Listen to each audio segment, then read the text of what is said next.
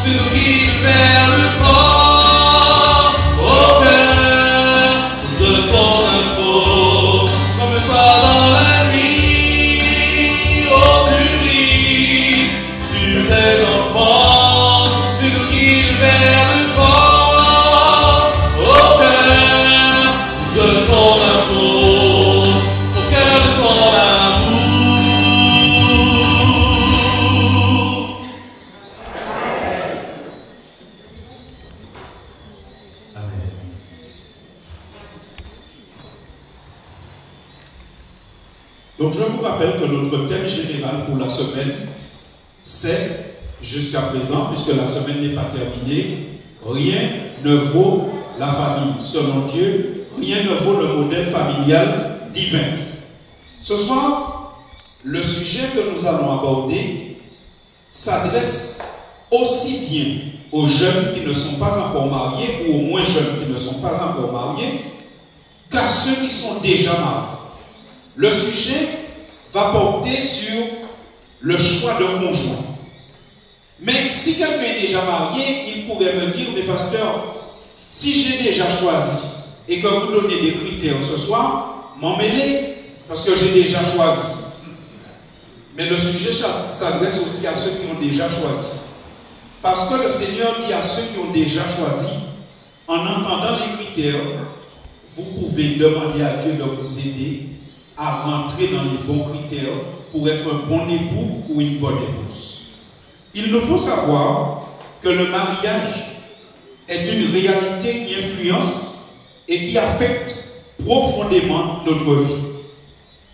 La famille, le milieu dans lequel nous vivons, peut être quelque chose qui nous fasse beaucoup de bien, qui nous accorde beaucoup d'épanouissement de développement, mais la famille peut aussi être un endroit où nous subissons des choses qui nous font beaucoup de tort et qui peuvent nous endommager énormément. Réfléchissons à une chose. Imaginez que vous ayez un chien et votre voisin a aussi un chien. Imaginez que le chien du voisin vous morde et imaginez aussi que votre propre chien vous morde. Qu'est-ce qui va vous faire le plus mal? Que le chien du voisin vous morde ou que votre chien vous morde? Que votre propre chien. En fait, ce n'est pas la morsure qui sera forcément différente, mais le lien que vous avez avec la personne ou l'être. Plus la personne est proche de vous, plus ce qu'elle vous fait du tort, vous fait mal. Par conséquent, c'est pourquoi qui est plus proche de quelqu'un que son conjoint ou sa conjointe? Imaginons que lorsque nous disons un propos dévalorisant à notre conjoint, lorsque nous avons un acte de violence envers notre conjoint, lorsque nous avons une négligence envers notre conjoint ou notre conjointe, rien ne fait plus mal que cela. Parce que c'est la personne la plus proche. C'est la personne qui était censée vous aider à grandir et qui vous dévalorise. Plus on est proche de quelqu'un, plus on doit faire attention à ce qu'on lui dit. Malheureusement, nous avons l'impression que souvent c'est le contraire que nous faisons. Nous sommes parfois beaucoup plus attentifs et attentionnés avec celui dehors que celui dedans. Mais le mariage, c'est une réalité qui influence notre vie. Par conséquent, le choix d'une conjointe ou le choix d'un conjoint est donc un choix capital. Puisque le mariage peut nous affecter tellement, le choix du conjoint est capital. Il faut faire, autant que faire se peut, le bon choix. Vous savez une chose, pour faire le bon choix, il faut savoir où on va. Il faut savoir où on va. Quand vous arrivez sur le parking à Fort-de-France et que vous devez prendre un taxi, la première chose que vous cherchez à savoir, où vous allez. Si vous allez dans le nord, vous pouvez prendre un taxi qui va dans le nord. Si vous allez dans le sud, vous prenez un taxi qui va dans le sud. Par conséquent, lorsqu'on pense au choix du conjoint, il faudrait déjà se poser la question, mais je me marie pourquoi? Où est-ce que je veux aller? Où est-ce que je veux que ce mariage m'emmène? Ce mariage, je veux qu'il m'apporte quoi? À partir de là, je sais où je veux aller, je vais choisir la personne avec qui je vais faire ce parcours-là. Puisque en fonction de là où je vais, je choisis une personne qui a une compétence particulière. Imaginez que vous voulez monter sur la montagne Pelée. Qui allez-vous choisir de préférence pour vous accompagner? Un guide? Quelqu'un qui connaît et qui va dans le même sens que vous. Par conséquent, quand on se marie pour quoi faire? Il ne faut pas qu'on se trompe sur cette question. Quand on se trompe sur cette question, on se trompe sur le choix du conjoint. On se marie donc pourquoi? Quel est le but du mariage selon Dieu? Selon Dieu, à quoi ça sert de se marier? Pourquoi on se marie? Je vous propose de noter ce soir quelques points, quelques objectifs que Dieu donne au mariage. Les points ne sont pas par ordre d'importance. Ne les prenez pas par ordre d'importance. Il y a des numéros, mais ce n'est pas par ordre d'importance. C'est que tout simplement, il fallait lister les points. La première chose que j'ai retenue, c'est que lorsqu'on se marie, on se marie avec quelqu'un qui va nous aider à entretenir et gérer. Lorsque Dieu a placé Adam et Ève dans le jardin, notamment dans ce jardin d'Éden qui était un paradis, un lieu magnifique, un lieu où il ne fallait pas forcément travailler pour faire pousser les choses, la Bible dit que Dieu dit quand même quelque chose à l'homme. Dans Genèse 2, verset 15, la Bible dit, l'Éternel Dieu prit l'homme et le plaça dans le jardin d'Éden pour le cultiver et pour le garder. Par conséquent, l'homme et la femme, quand ils étaient dans le jardin d'Éden, ils avaient une mission, cultiver et garder le jardin. Ils avaient la mission d'entretenir leur habitat.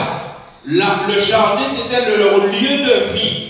Non seulement le lieu de vie, mais le jardin, c'était aussi le lieu qui leur donnait à manger. Par conséquent, quand deux personnes se marient, ils ont aussi un projet matériel. Ils ont un projet matériel. Oh mes chers amis, aujourd'hui, il faut bien comprendre que si quelqu'un prétend qu'il ne veut pas travailler, il ne doit pas non plus prétendre au mariage. Si quelqu'un s'installe dans la cistana et dans la fainéantise, il ne faut pas l'épouser. Beau comme il peut être, galant comme il peut être, agréable comme il peut être, il ne faut pas l'épouser s'il est fainéant et s'il s'installe dans la cistana. Parce que la Bible dit que les époux, même dans le paradis, ils devaient entretenir leur habitat et entretenir leur garde-manger. Quand on se marie, on a des besoins matériels, on a beau être chrétien, on a beau être spirituel, mais on a encore un corps et on a des besoins matériels. Il y a une dimension matérielle dont on doit se préoccuper. Regardez ce que la Bible dit. La Bible dit dans 1 Timothée 5, verset 8.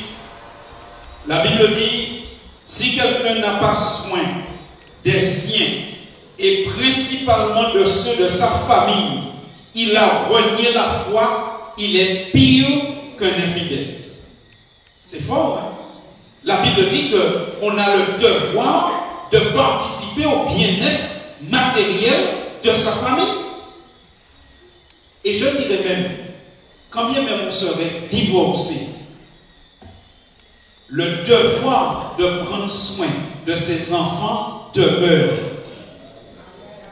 Merci de dire amen. Je répète cette phrase. Quand bien même la vie nous aurait amené à divorcer, le devoir de prendre soin de ses enfants demeure. Ah oui? Qu'est-ce que c'est que ces hommes ou ces femmes qu'on doit poursuivre avec un huissier de justice pour qu'il donne la pension alimentaire à leur fils ou à leur fille? C'est un devoir. On doit prendre soin des gens de sa famille. Et c'est pourquoi, jeunes filles et jeunes hommes, avant de penser à épouser quelqu'un, regardez quelle relation il a avec le travail. Regardez comment il est en relation, ne serait-ce qu'avec le travail ménager dans sa famille d'origine. Je sais pour les garçons que c'est très agréable d'avoir une chou coquette dont les ongles touchent le sol. C'est joli peut-être quand on est fiancé tout cela. Mais quand on sera marié, comment va-t-on faire avec tout cela? Parce qu'il y a bien une dimension matérielle, il faut faire à manger, il faut entretenir les gens, il faut vivre matériellement. On doit se préoccuper de cela. Le mariage a une dimension matérielle qu'on ne peut pas négliger dans le choix de son conjoint. Alors, est-ce que je suis en train de dire qu'il faut absolument chercher un milliardaire pour épouser? Est-ce que je suis en train de dire qu'il faut chercher l'homme le plus riche ou la femme la plus riche? Ce n'est pas ce que je suis en train de dire. Mais nous sommes en train de dire qu'il y a besoin de considérer dans le choix du conjoint quelqu'un qui se porte vers cet intérêt du travail, de prendre soin de l'autre, parce que c'est important. Et c'est pourquoi, lorsque vous êtes fiancé, je me tourne vers vous. Lorsque vous êtes fiancé, si déjà il a du mal à vous donner une menthe entière, il a besoin de casser la menthe en deux pour vous la donner, posez-vous la question quand vous serez marié, qu'est-ce qui va se passer? Il y a des signes qui ne trompent pas quand on est fiancé. Il ne faut pas les négliger, mes chers amis. Parce que très souvent, des personnes qui sont souffrantes dans leur couple disent « Il m'avait déjà donné des signes quand j'étais fiancé avec lui, mais je n'en ai pas tenu compte. » Mes chers amis, le mariage ne change pas les gens. Si quelqu'un est peintre avant de se marier, il va être peintre après le mariage. Si quelqu'un vous donne des claques avant de vous marier, de vous épouser. Après le mariage, c'est à coup de pied qu'il va vous mener. Le mariage ne change pas les gens. Tous les signes que la personne vous donne dans le temps de fréquentation, ne les négligez pas, prenez-les au sérieux. D'autre part, ceci nous permet de dire, évitons les mariages précoces et précipités. Prenons le temps de fréquenter suffisamment longtemps la personne pour savoir qui elle est. Prenons le temps de la fréquenter dans un espace qui ne va pas nous aveugler pour qu'on puisse voir qui elle est. Et quelle est la chose qui nous aveugle le plus, qui nous empêche de voir qui est quelqu'un? C'est la sexualité. Quand deux personnes se fréquentent et ont des relations sexuelles ensemble avant de se marier, il se passe une chose.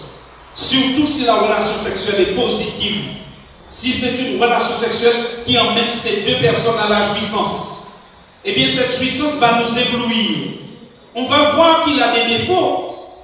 Mais quand on prend ce plaisir sexuel, on aura toujours tendance à passer sur les défauts. Mais réfléchissons à une chose, mes amis. La plupart des gens qui divorcent pourquoi? Pour des problèmes de communication. Réfléchissons à une chose. Combien d'heures par semaine ou par mois passe-t-on à avoir des relations sexuelles? C'est vrai que la relation sexuelle est importante et on va y venir. Mais la chose qui nous occupe le plus dans le couple, c'est la communication. Prenons du temps pour communiquer avant de nous marier, pour voir qui est cette personne. Regardez comment elle évolue avec sa maman, comment il évolue avec son papa. Un garçon ne vous traitera jamais mieux qu'il n'a traité sa maman.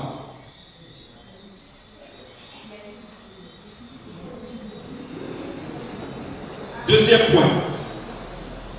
À quoi sert le mariage? Pourquoi on se marie? Et cela nous permet de faire le bon choix. Par conséquent, par rapport au premier point, s'il y a quelqu'un ici qui est marié et qui en même temps se dit, bon, c'est pas la peine que je travaille beaucoup, de toutes les façons, il y a un vieux matelas là, on peut dormir dessus, etc., etc.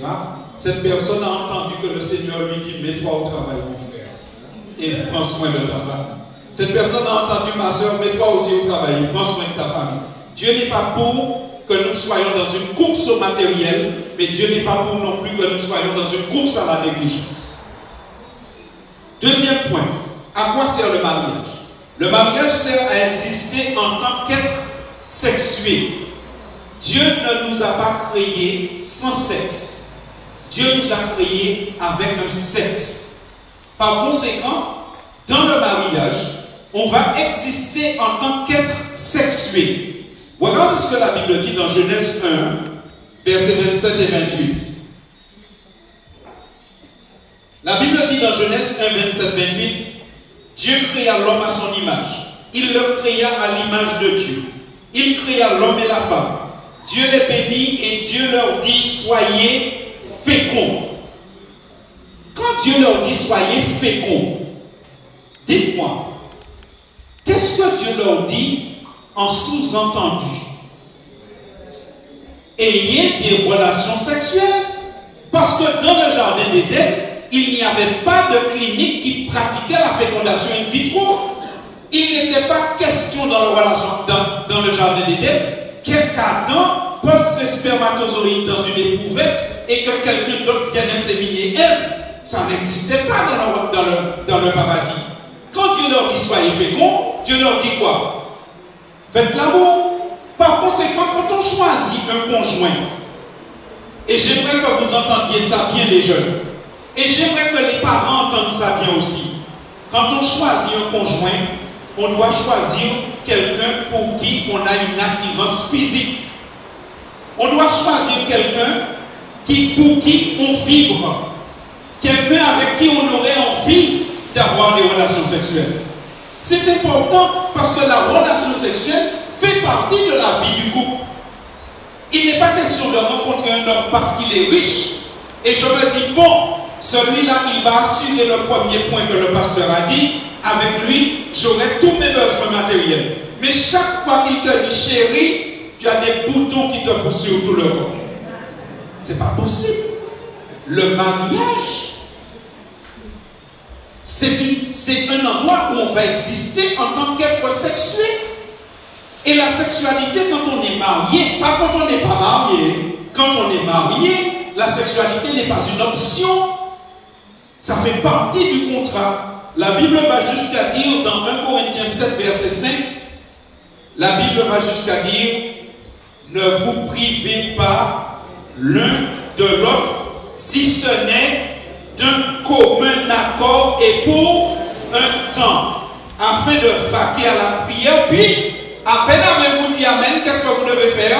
Puis, retournez ensemble de peur que Satan ne vous tente par votre incontinence. Qu'est-ce que la Bible est en train de nous dire? Que la sexualité n'est pas une option. La Bible est en train de nous dire que l'un dans le couple ne peut pas de manière unilatérale dire nous pas qu'à faire ça encore. La Bible dit que si on décide qu'il y a une suspension de séance, c'est de commun accord. Et cela n'est pas pour 1 an ni pour 25 ans, mais c'est pour un temps raisonnable, un temps sur lequel on s'entend pour une raison quelconque. Sauf pour raison de maladie ou d'empêchement particulier, la sexualité ne peut pas être considérée comme une option, ni comme une récompense. C'est pourquoi lorsqu'on choisit un conjoint, on doit choisir quand même quelqu'un vers qui on a une attirance. Alors, quand je dis cela, je veux préciser une chose. Je dis bien quelqu'un vers qui on a une attirance, parce que la beauté, elle est relative. Parce que ce qui est beau pour l'un n'est pas forcément beau pour l'autre. Parce que les critères de beauté que la société nous impose, la société impose des canons de beauté, comme si elle nous dit, c'est comme ça que doit être une femme, telle dimension, telle taille, etc. Mais ça, ce sont des bêtises. Parce que chaque homme doit pouvoir dire, ma femme, c'est Miss Monde. Parce que pour moi, c'est la plus belle. C'est celle qui m'attire, c'est celle qui me convient.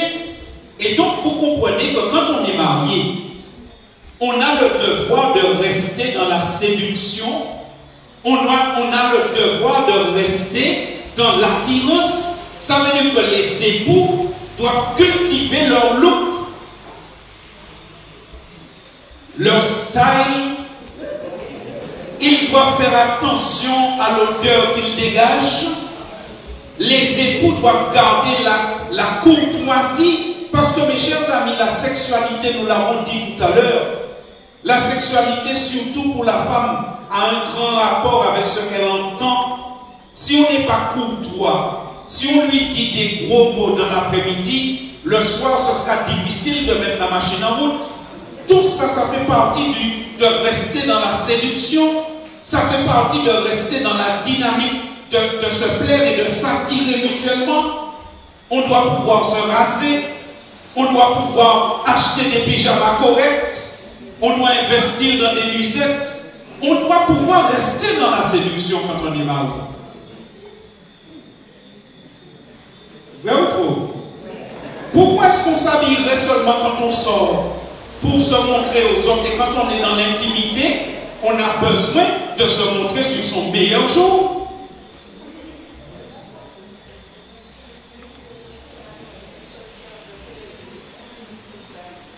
Et si, je pense que quand on se marie, on ne fait plus rien comme on vient de le lire de manière unilatérale. Tout se fait d'un commun accord. Le style qu'on va choisir, il doit être d'un commun accord. Je ne suis pas en train de dire que tout le monde doit s'habiller de la même manière, mais on doit tenir compte de la demande du conjoint. Parce qu'on doit rester dans la séduction.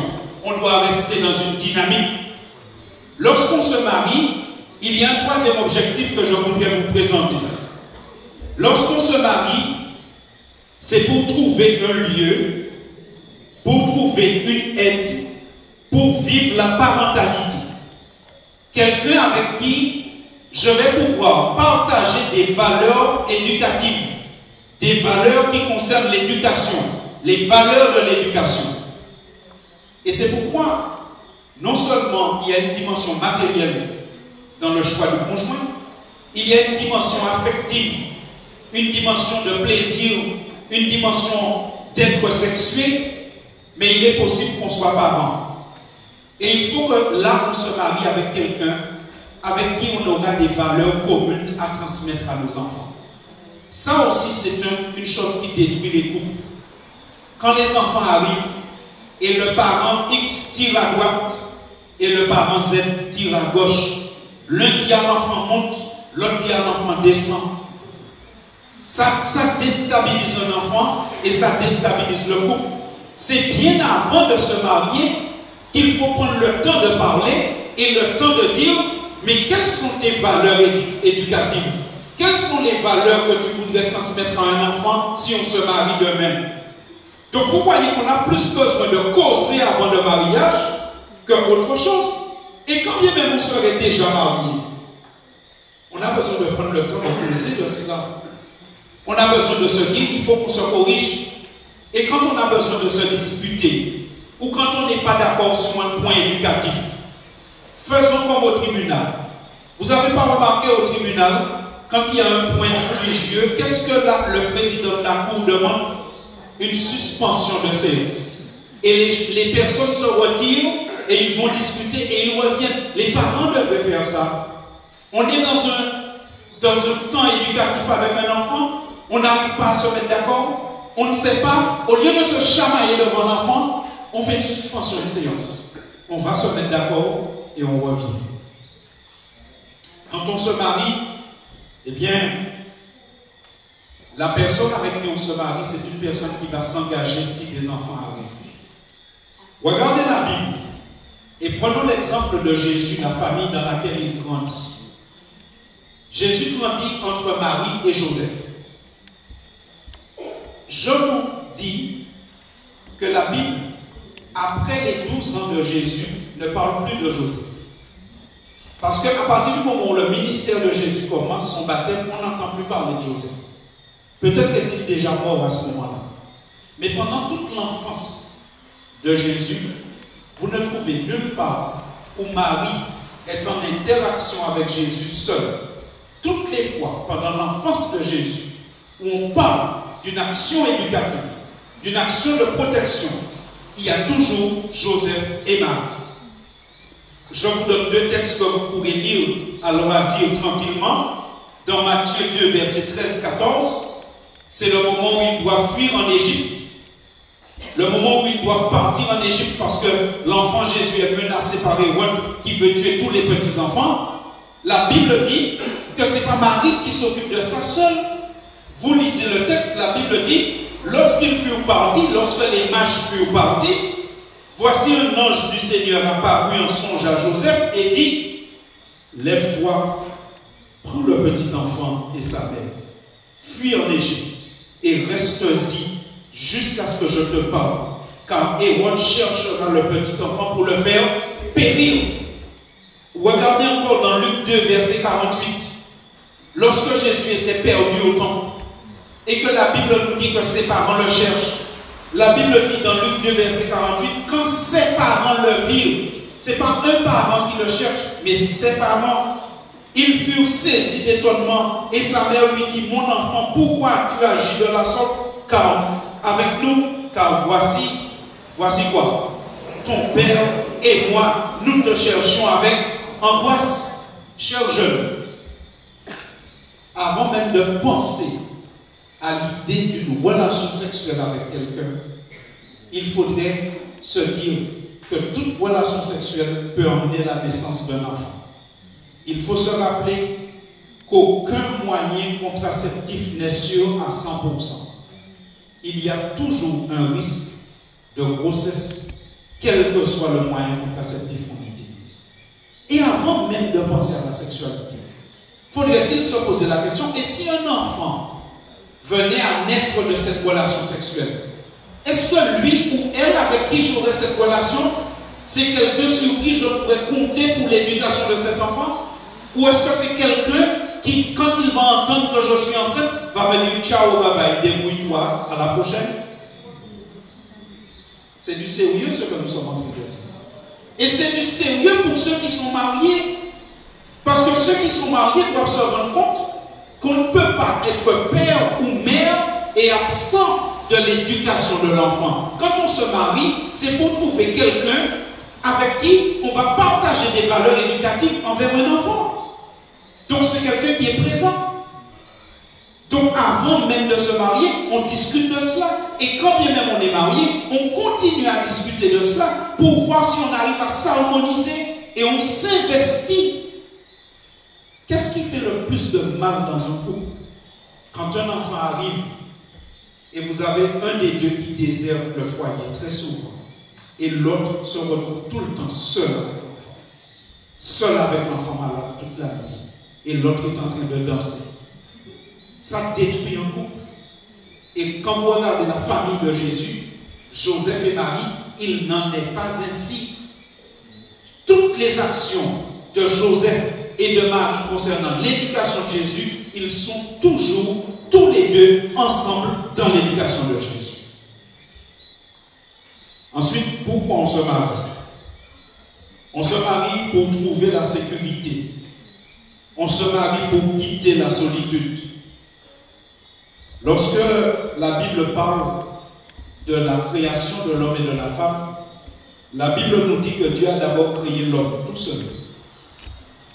Dans Genèse 2, verset 20, la Bible dit, Dieu dit à l'homme, au verset qui précède, tu vas donner un nom à tous les animaux. Et la Bible dit dans Genèse 2, verset 20, et l'homme donna des noms à tout le bétail, aux oiseaux du ciel et à tous les animaux des champs. Mais pour l'homme, il ne trouva point d'aide semblable à lui. L'homme, à un moment, a constaté qu'il était seul. Tous les animaux étaient par paire. Et c'est à ce moment que Dieu fait cette déclaration, il n'est pas bon que l'homme soit seul. Quand Dieu donne Ève, c'est pour briser la solitude. C'est pour qu'il puisse trouver une sécurité. Quelqu'un qui est là avec lui. C'est important. On ne peut pas être marié et être passant. C'est quelqu'un qui est investi, qui est présent. Et vous savez, parfois je réfléchis à une chose. Une fois, je suis allé à la banque pour demander à prêter quelques malheureux euros pour acheter une voiture. Je dois dire qu'on m'a donné le prêt. Mais j'ai signé tellement de papiers pour ces quelques malheureux euros. Des papiers en triple exemple. Paraphé signé. En sortant de là, je me suis dit, ah, quelle série de signatures pour quelques malheureux euros. Pour une voiture, pour un prêt, pour tout ce qu'on fait, il y a un contrat, il y a un engagement. Et puis, pour la parentalité, pour la sexualité, ce serait la seule chose pour laquelle on agirait sans aucun contrat. Je rencontre quelqu'un, bonjour monsieur, bonjour madame, on couche ensemble, on fait un enfant. Là, on devient parent, on donne son corps sans aucun contrat, sans aucun engagement. Ce serait la seule chose pour laquelle on ferait comme ça. Mais non, ce n'est pas possible. Quand on voit ce que Dieu fait, Dieu crée l'homme seul, il constate sa solitude, ensuite Dieu lui donne l'épouse, c'est pour qu'il puisse bien comprendre. Eh bien, écoute, je veux que tu comprennes que quand tu étais seul, tu étais mal. Et celle que je te donne, tu dois en prendre soin, tu dois rester près d'elle, tu dois l'accompagner, tu dois t'engager avec elle. On ne peut pas envisager parentalité, sexualité, don de son corps, offrir son intimité aux passants et aux revenants. On a besoin d'abord de se connaître et de s'engager. C'est pourquoi le couple chrétien est un couple qui s'engage. Et le seul engagement que la Bible connaisse, c'est le mariage. On brise la solitude. Et j'aimerais vous dire aussi, les enfants qui grandissent dans un couple marié, ils ont une sécurité affective. Ils se sentent plus en sécurité parce qu'ils savent que leurs parents sont engagés l'un envers l'autre. Ils se disent qu'il y a quelque chose de solide là. Il y a quelque chose, si on veut le casser, ça va leur demander un certain nombre d'efforts. Et l'enfant sait qu'il y a un engagement, ça le sécurise. C'est bon pour la psychologie même des enfants. Ils n'ont pas l'impression qu'ils sont au milieu de deux voyageurs qui se sont croisés, mais de deux personnes qui ont brisé leur solitude et qui sont entrées dans une alliance. Il faut se dire que lorsque on se marie, c'est pour tout cela, c'est pour toutes ces choses. Mais le mariage, ce n'est pas seulement pour toutes ces choses que nous avons pu dire. Le mariage, c'est aussi pour trouver une personne qui va être pour moi une aide pour mon salut, pour que je puisse avoir la vie éternelle. Le conjoint peut être celui qui m'élève vers Dieu, qui me conseille vers Dieu, ou celui qui m'éloigne de Dieu. Malheureusement pour nous, nos premiers parents, Adam et Ève, c'est exactement ce qui s'est passé. Si vous regardez Genèse chapitre 3 en détail, dont je vous ai résumé les points essentiels au tableau, Genèse chapitre 3, la Bible nous montre que dans un premier temps, Ève a l'air d'être seule avec le serpent. Tout le dialogue entre Ève et le serpent, il n'y a pas Adam. À aucun moment on ne mentionne Adam. Genèse 3, verset 1, il dit à la femme, le serpent parle à la femme. La Bible ne dit pas, il dit au couple. La Bible ne dit pas, il dit à Adam et Ève. La Bible dit, il dit à la femme. On a l'impression qu'Adam n'est pas là. Ensuite, Genèse 3, verset 2, la femme répondit au serpent. Ce n'est pas Adam qui répondit, c'est la femme qui répond. Ensuite, au verset 4, alors le serpent dit encore à la femme. Ensuite, au verset 6, la femme vit que l'arbre était bon à manger. Ce n'est pas l'homme qui a vu. On a l'impression qu'à un moment, ils ont été loin l'un de l'autre.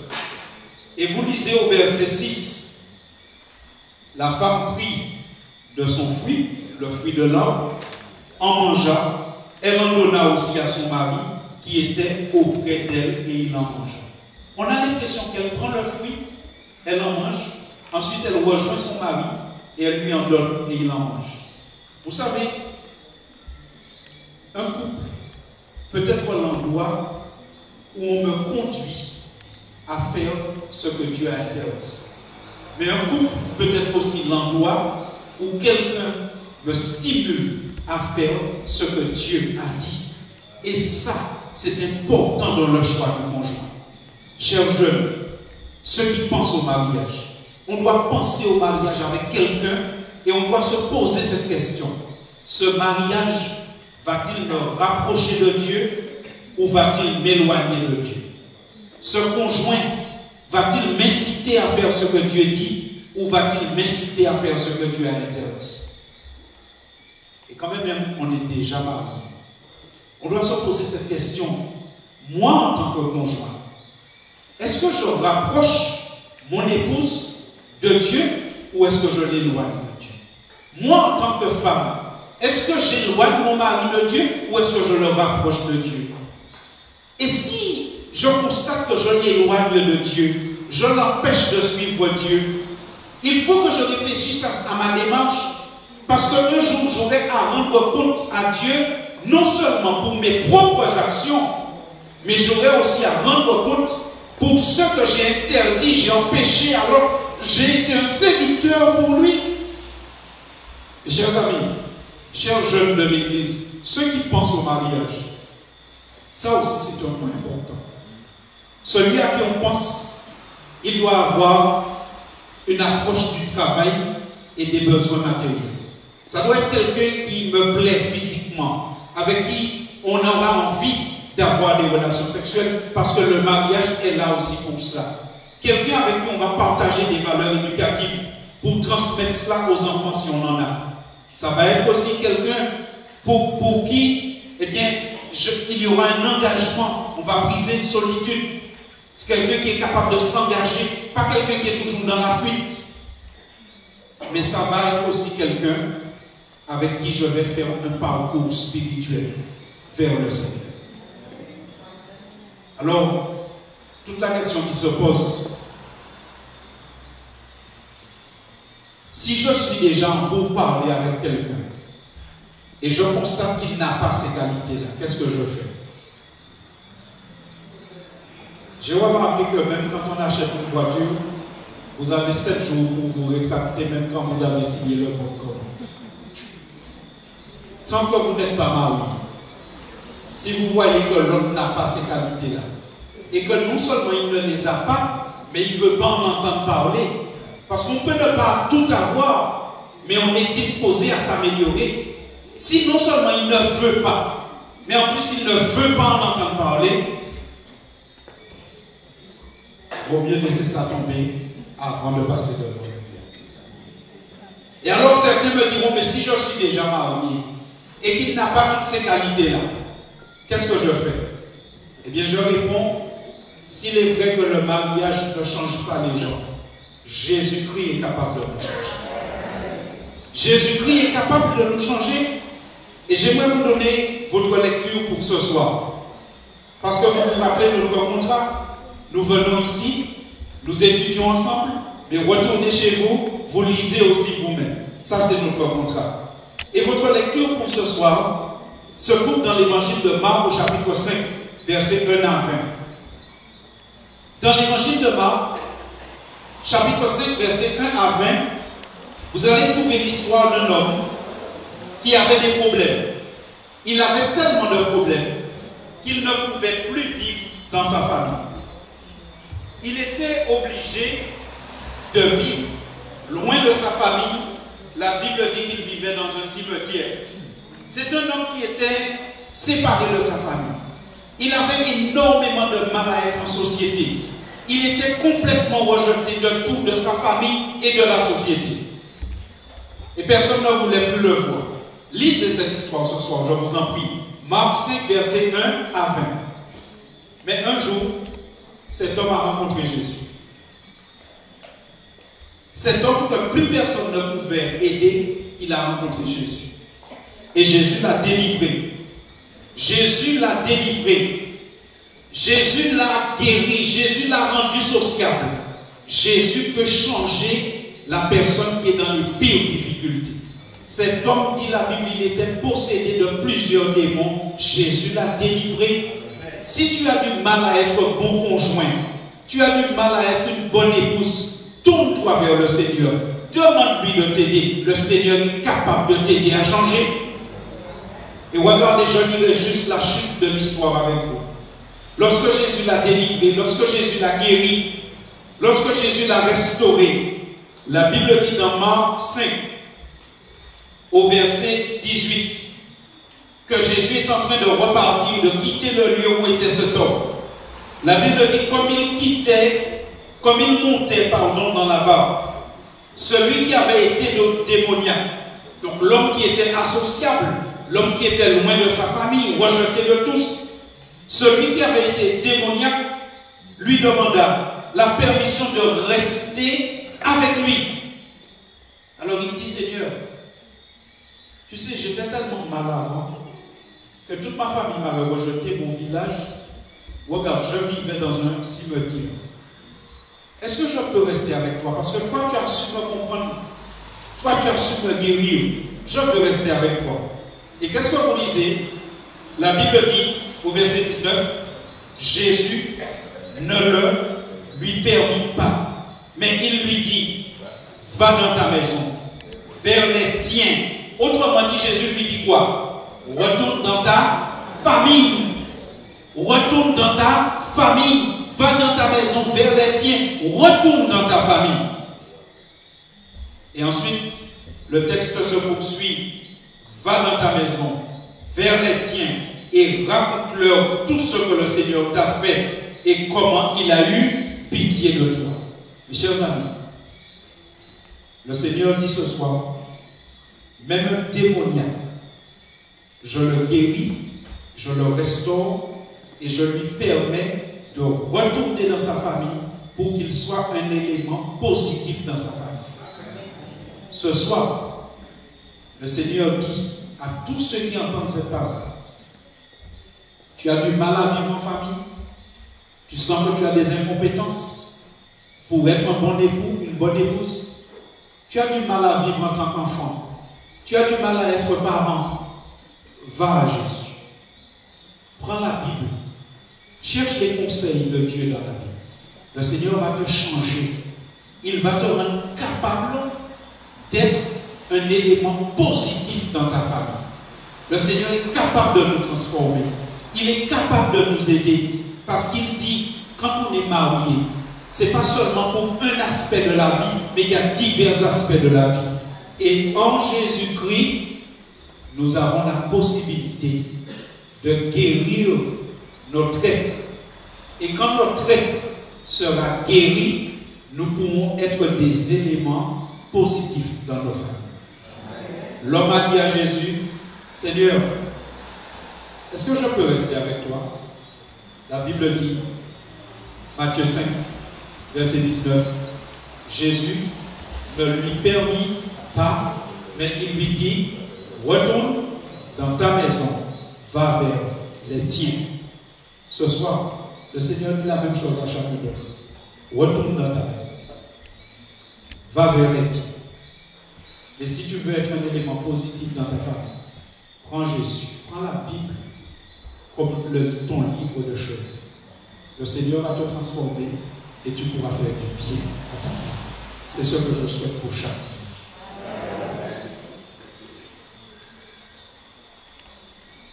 Je vous invite à vous, afin que le Seigneur puisse faire ce grand miracle.